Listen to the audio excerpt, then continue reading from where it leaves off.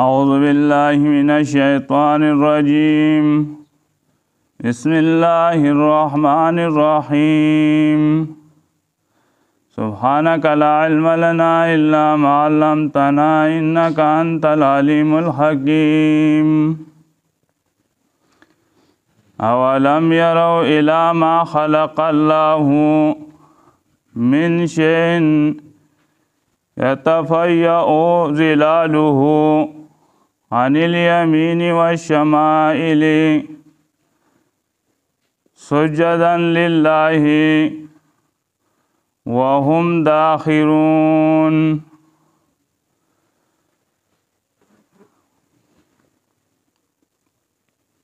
ننا سلورم باب سورة نحل سلورم باب شروع کئی. دې سلورم باب کی دو قسم دلائل آغا ذکر کئی، دلائل عقلیہ، دلائل واہیہ.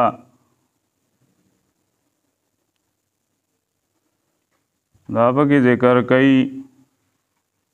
کہ کلهم منقادون الی اللہ، ټول اللہ تا عاجز دی.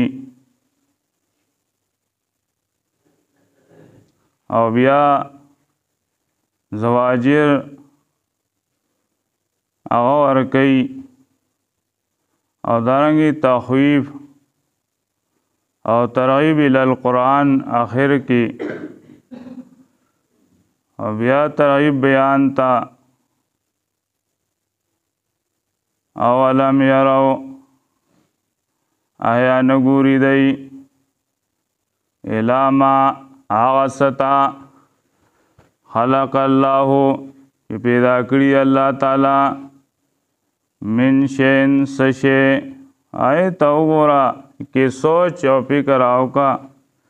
چافیر او گورا دا اللہ غا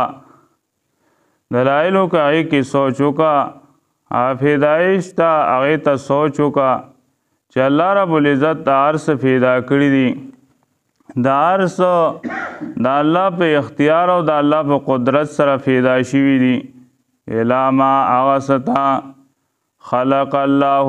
چی پیدا کری اللہ تعالی من شین سشے یتفیعو راگرزی ظلالو سوری داغی. او گورا عرشی اغا سورے اغا راگرزی یاغی مخالف انور شینو بل طرف تو گورا داغی سوری آسوری راگرزی عن الیمینی سم طرفنا والشمائلی او دا گس طرفنا اور آخی طرف تراشی گس طرف تا سوری آگرزی. لاسو کئی یو اللہ رب العزت یاغا سوری آگرزی سم طرف تا گس طرف تا سجدن للہ تابدار دی دا اللہ تعالی وهم داخرون او دی عجزی کون کی اللہ تا. اللہ رب العزت تا عجزی کئی، اللہ رب العزت تا تابدار دی. وللہ او خاص اللہ لرا یسجدو تابداری کئی ما آغس فی السماواتی چی بر آسمانونو کی دی وما فی الارضی او آغا سو چخکت ازمک کی دی وجه کم اسمانونو کی دی اللہ رب العزت تا تابدار دی. او کزمگا کی دا اللہ رب العزت تابداری آکئی. من دابتن دا مخلوقاتنا یعنی زندہ سر زندہ سرنا اینا اللہ رب العزت تا تابدار دی. والملائکتو او پرشتی وهم لا یستکبرون او دی ځان غټ نه ګڼي د عبادت تا الله تعالی نه، دی تکبر نه کوي. دا الله رب العزت حمد او ثنا وی، دا الله رب العزت عبادت کوي، تابعداري کوي. یخافون یریږي ربهم در خپلنا من فوقهم چې قادر دی د پاسه د دی. ویفعلون او کوي الله رب العزت نه یره کوي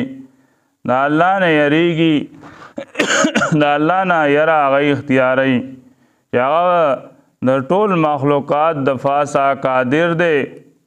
قدرت لرونکی دی ویفعلون او کوي ما یؤمرون هغه چې دوی ته حکم کولی شي څه حکم ورته وشي نو هغه کوي د الله رب العزت د حکم پابند دي وقال الله دلیل وحی ذکر کوي وقال الله او ویلی دی الله تعالی لا تتخذوا منی سی تاسو الہین اثنین خدایان دوا هغه دوا حجرت روا هغه منی وی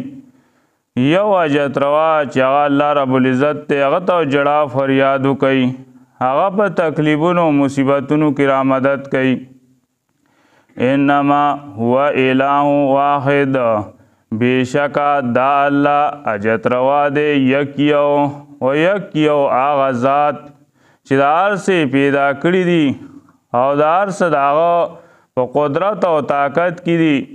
نو د هغه ته جړه او فریاد هغه کوي هغه ته عاجزي کوي د هغه نه غوښتنه هغه کوي ولې هغه چاته دی چې هغه خپله محتاج دی د ځان نه مرګ نشي لرې کولی ځان نه بیماري نشو لرې کولی او ته هغه ته راورسې را مدد شي وای فایا فرهبون نو خاص زمانه ویریږي الله وی زمانه یری اختیار کوي او کله چې د الله رب العزت یره په زړه کینی هغه بیا د هر شي نه یریږي هغه بیا د مخلوق نه یریږي او دارنګې د قبر نه یریږي دارنګې په یره دا به راته نقصان نه ورسوي ټکره به راته راورسوي نه چې د الله یره د زړه کې نو بیا به د څه نه یره یږي نه بیا به د نوره یره د زړه کې هغه نی چې د الله رب العزت یره په زړه کې افرتوي فایا فرهبون نو خاص زمانه ویریږئ وله ما فی السماوات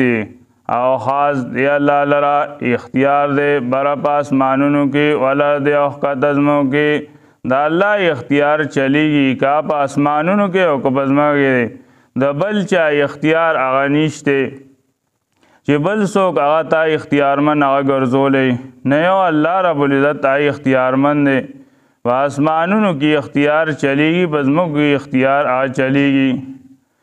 وله الدین او خاص دی الله ته غاړه کې خودلی واسبن خالص واسبن لا دائما واجبا لازم همیشه یا الله رب العزت ته غاړه کې خودلی افغیر الله آیا بغیر د الله تعالی نه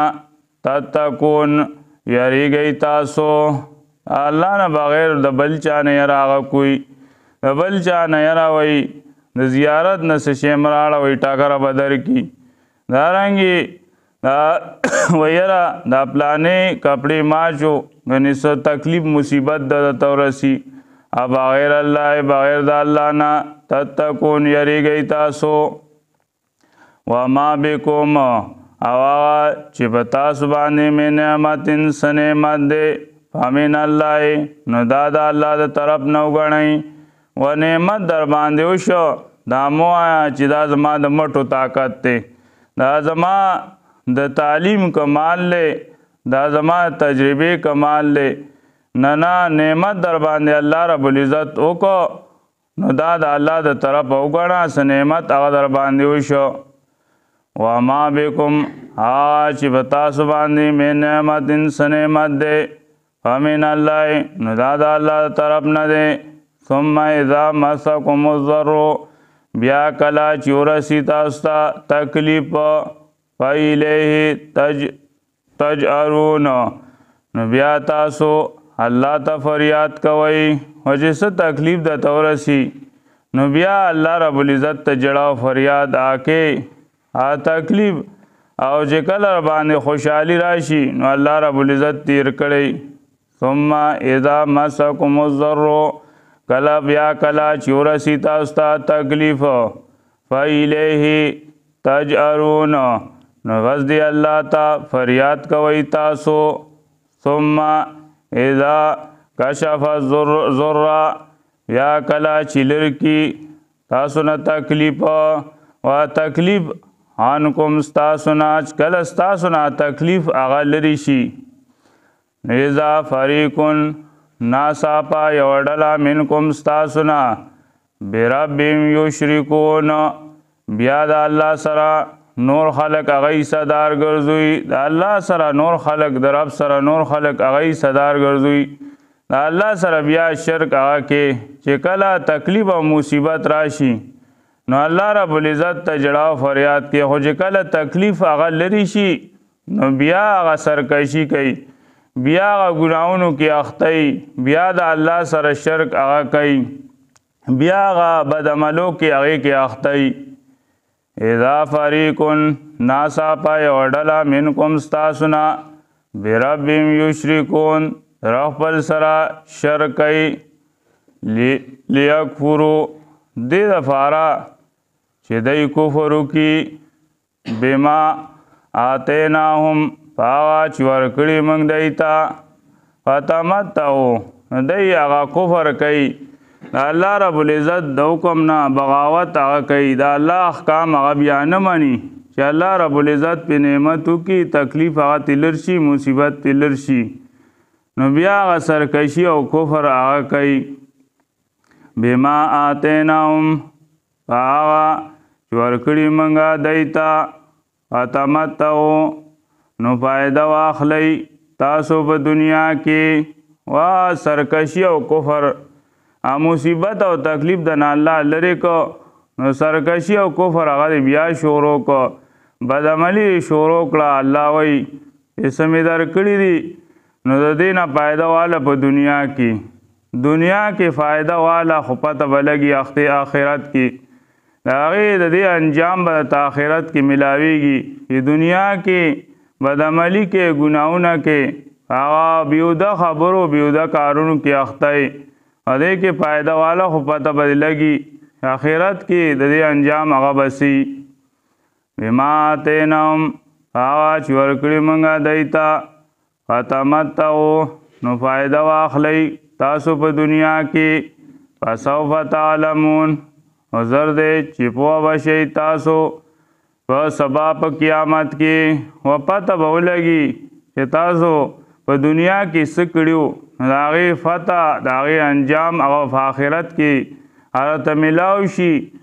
نتیجه هغه په آخرت کې هغه ته واورېږي فسوف تعلمون